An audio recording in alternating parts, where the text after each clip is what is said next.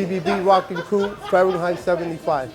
What made you make TBB into a rocking crew? What made you want to change it from the graffiti crew into the famous rocking crew that we know now? Everybody always asks me the same old interesting question.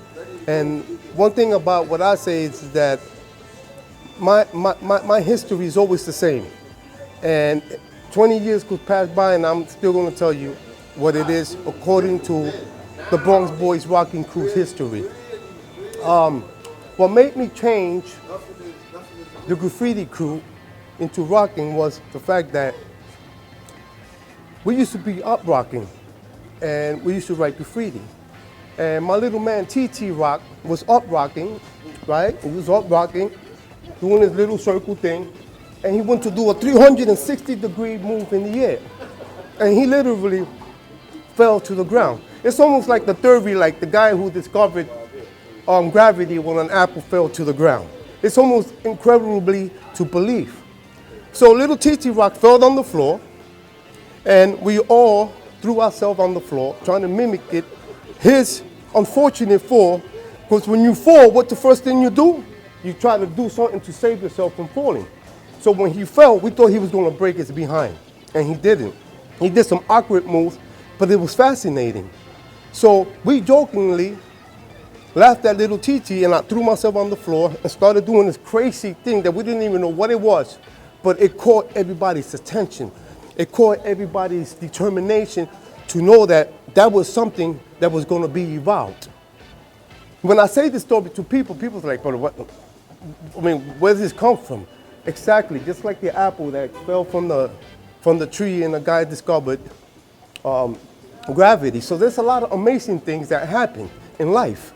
And I try to tell people this, but it's so profound that a lot of people aren't even ready to accept maybe just the statement itself, simply because this thing is a whole global thing. I didn't even know it was going to get anywhere. Because back in the days, the Bronx Boys rocking crew, we didn't even know that really we was just a bunch of wild kids running around with guns and dancing and doing bad things.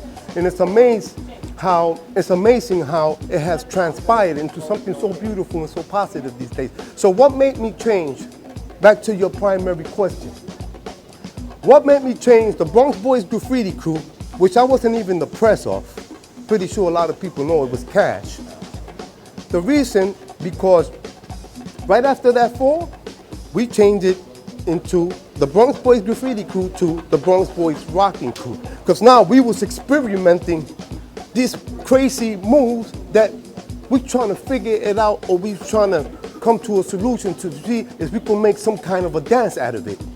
Ironically, by 1976, it started spreading like a rash throughout the Bronx.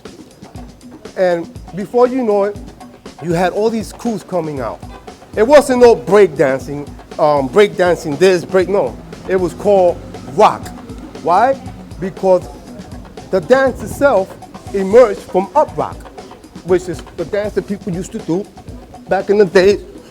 You know, we used to diss each other, do the little turnaround thing, you know. You flip your man, you got a shotgun, you shoot the guy. It was almost like fighting without the violence. So if you ask me about the history of top rock or up rock, I'm not going to give you that much information. I got people older than I who could tell you how that formulated.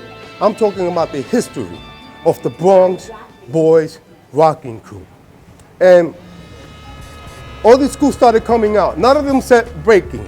None of them said breakdancing. Every shirt said rock on it. Star Child of Rock, one of the first crews out there that Track 2 came up with, he formed it right there with the Bronx Boys, because if you ask me, he is. Star Child of Rock is basically the second B-boy crew ever. Does he realize this? I don't know. But just for the record, I don't know where the Sasso thing came from. Like I've been telling people, I was never Sasso, with all due respect to the brothers and respect to Track 2 and everybody else. I'm not trying to hog up this culture, because it's not about me. It's not about the Bronx Boys rocking crew. If you want to get technical, all the credit goes to the founders of the hip hop culture, which is Afrika Bambaataa and DJ Kool Herc. Whatever they're going through in their little personal terms about that subject, to me, they're both the founding fathers. So I'm not hogging anything up. I talk about our history. We are the Bronx Boys rocking crew. A whole bunch of little wild dudes that used to smoke dust, do bad things, go to jail. This is what the Bronx had back in the days. A whole bunch of burned down buildings and poverty, degradation everywhere. Most of my people passed away, went to jail, and this has transformed into something so amazingly incredible, and I gotta give it. People want to bow to me, people want to call me king, and I'm not none of that. The credibility of today TBB rocking crew goes out to you guys, the new generation who took it and ran with it and turned it out into something that's very constructive and that's helping the communities throughout these community centers. And I want to say thank you for that. Did you have any influences, people who you looked up to? Yes. In fact, Afrika Bambaataa, you know, the Zulu nations. Wow. They fascinated me because be mindful, they was around before TBB. And when I used to go to the Zulu jams, it was just Zulu Nation and the big organizations of people doing their thing. Meaning they used to dance the freak, you know, in the 73. This is a time when the DJing still was being added to. The cuts, the mixes, the elbow, you know, everything came into play when Afrika Bambaataa and DJ Kool Herc gave birth to this culture. And we became the supporters of the foundation when we used to go to the jams and start rocking. And yes, one of the primary reasons why I came out with TBB was because of Afrika Bambaataa. It fascinated me to see so many people, and it fascinated me to hear that they had a founding father named Afrika Bambaataa. Came out and turned the black space into the Zulu Nation. He was tired of the bullshit. Excuse my word, he was tired of the negative. So he turned the Zulu Nation for a cause, for the community, for the people. And to some degree, I tried that, but I wasn't as organized as this brother was, because he was just much older than us with much more experience. You know, we was just young kids. We used to smoke dust, dance, and just run around like a pack of hyenas. And I can't sugarcoat anything. I got to give it to the people raw to understand that this culture started out with a bad fuse that have turned it into an extraordinary, beautiful energy today. So in 1977, it's been said to me that Afrika Bambaataa forgot this. In 1977, Afrika Bambaataa called me for an interview by the Webster Projects, going up the stairs by Webster. And when I got there with Bond 2, and I got there with my man Pisces, you know, and I approached them because I was asking the kids around there, yo, who's Afrika Bambaataa? They said that big guy right there sitting on the ledge of this bar.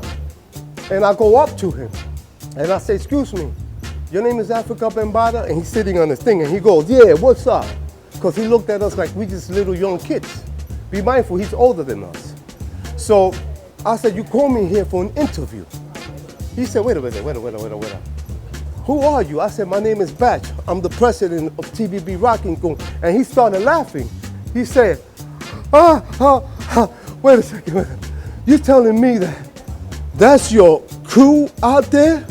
And I said, yeah, you said to get me, right? I remember this by heart. You look through my commentaries, I'm saying the same thing I'm saying now because it's a historical moment to me to have a meeting with somebody who I admired.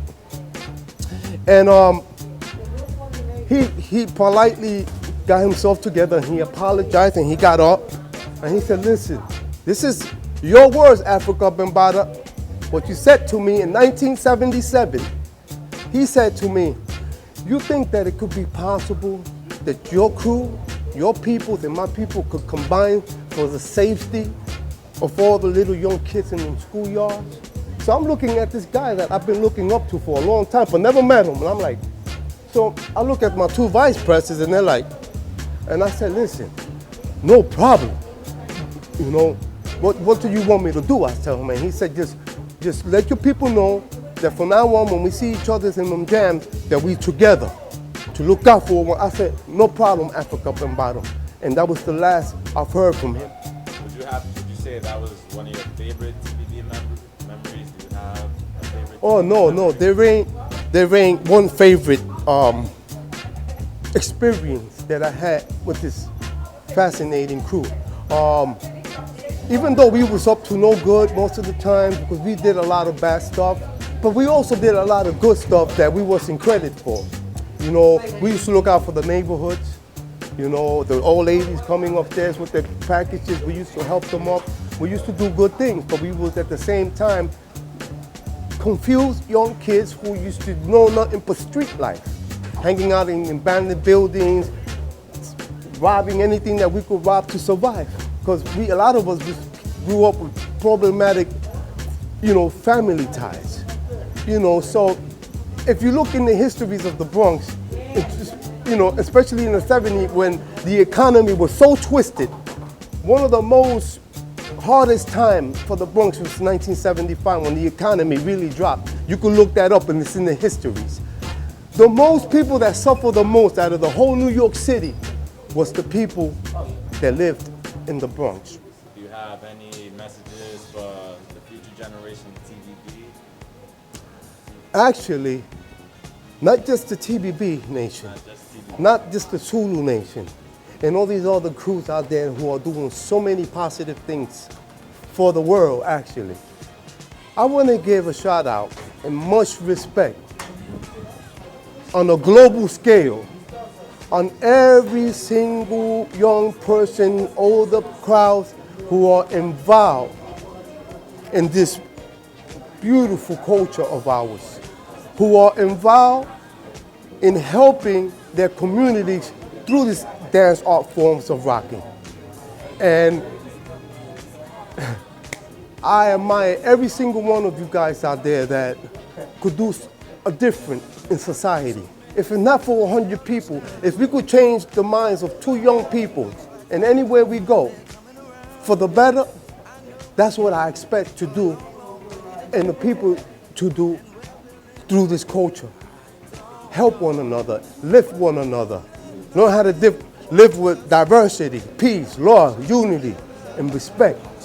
Though none of us is perfect, not even the laws are perfect.